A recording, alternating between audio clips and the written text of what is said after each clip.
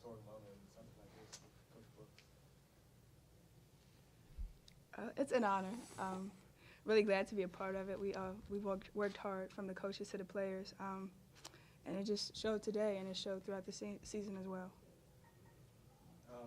Coming out, of course, Coach Brooks was honored for number 300 before the game. It seemed like there was obviously a lot of hype for this games, and it seems like when you guys came out in the 18-0 run, there was no way that they were going to stop you guys today. So was that kind of the mentality you came out with, like, we're going to do this at home when I get this 2-3 today? Yeah, it was. He always tells us to never let up on our opponents, no matter what the score is. So we're always trying to get better individually and as a team. So we definitely had that mentality of we're going to go out, no matter what the score is, we're going to continue to play hard and together. For all three of you, starting with Precious, what has Coach Brooks meant to you as you've endeavored here at JMU? Definitely a mentor. Of course, he played here.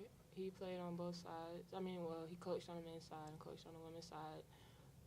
Just seeing the previous things that he's done and seeing what he has done for the program is obviously something that I want to look up to, seeing how many games he has won, how many great players he's coached. And, of course, I want to be one of those great players as well, so he's someone I can definitely listen to and learn from him.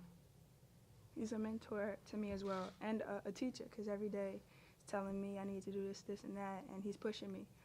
So I'm definitely learning from him, just based off that, but also how he pushes everybody as well, holding us to different standards and expecting us all to do well in different ways. So he's really teaching me off that.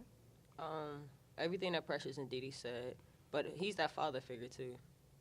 On the court he's dead. Off the court he's also dead. Of course he got his daughters, but he's a great man. He's a great man, great mentor, great teacher, great coach. But I mean, he's an all-around great person. And Angela, just one question from the game. I mean, you guys started off on an 18-0 run, and then they kind of came back swinging 12-0. What happened there before you guys really got control of the game? What clicked for you guys? It was all about tempo. Tempo. We was running, we was out. Everybody was making everything, And I mean, when we play fast and play under control, it's something to see. It's something to watch. Coach Brooks, I think, has spoken about Coach Mormon as a legendary coach here at JMU. With him passing her with 303rd win, do you think there's no question that he kind of becomes that legendary status today?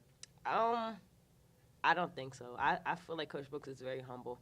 He knows who created that path. He's just continuing the path, and he's doing a heck of a job. Extra spark in the locker room before this one? You need to come out in that run? No. It was another game. Normal in the locker room. We just wanted to play. You guys have had some big wins throughout your careers, I'm sure. Have you ever seen a celebration like that with that many streamers? Combo before? Yeah, when we got when when the program got the 1,000th win, it was something to see too as well. What's this past week been like for you guys? First Brooks getting 300, then tying Mormon, and now today. I mean, and you guys were always just kind of celebrating him after each of those milestones. How's this week been unlike any other week for you guys? It hasn't really been different. It's just been another week. We practice, Still we prepare. practice. Yeah, we prepare the same way. So, I guess I don't know if it would be on our minds as much as his maybe, but we still had the same game plan, practice, prepare, and then go out in the court and do what we do. The best part about it, though, is I don't think it is on his mind. And then he teaches us, take one game at a time, and no game is more special than the other. And I think he legit looks at it like that. I'm not aware of any more milestones coming up that maybe have been in the back of your guys' minds, or his mind. But what do you guys? How does that change kind of what you do going forward now, without maybe some of those things in the back of your minds? I mean, we're still doing the same thing we've been doing from the beginning of the season. We still have the same goals, and we know what we're trying to get. And of course, those milestones, they're just a little building block upon what we want to do for the end of the season. Of course, winning conference and going into the tournament. So those still our goals. And Coach Brooks getting his 1,000th win, 300, and all that. That's just a stepping stone, something to build on for this season. How much do you feed off of the fans with the band and the environment? It's got to be one of the best in the league. How much do you feed off of it when you're on the floor with A whole lot. Yes. A whole lot. They are our third defender, if that makes sense.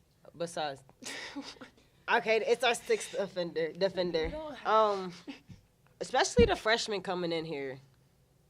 Of course, especially freshman who was number 5. She's playing very well, but she's never played in a combo either, though. She's never played against that sixth defender, and it's just great. I feel like sometimes when we feel like we're a little tired, we're not having as much energy. Somehow the fans come back into it, and we feed off of that, and then we push each other. So that's kind of like that's something that motivates us to play well. Angela, you played Courtney Green at all in high school? I did. She beat me in the States my junior year at Millbrook. It's the first time you guys have met up? We well, met I up guess last year. Last year. Mhm.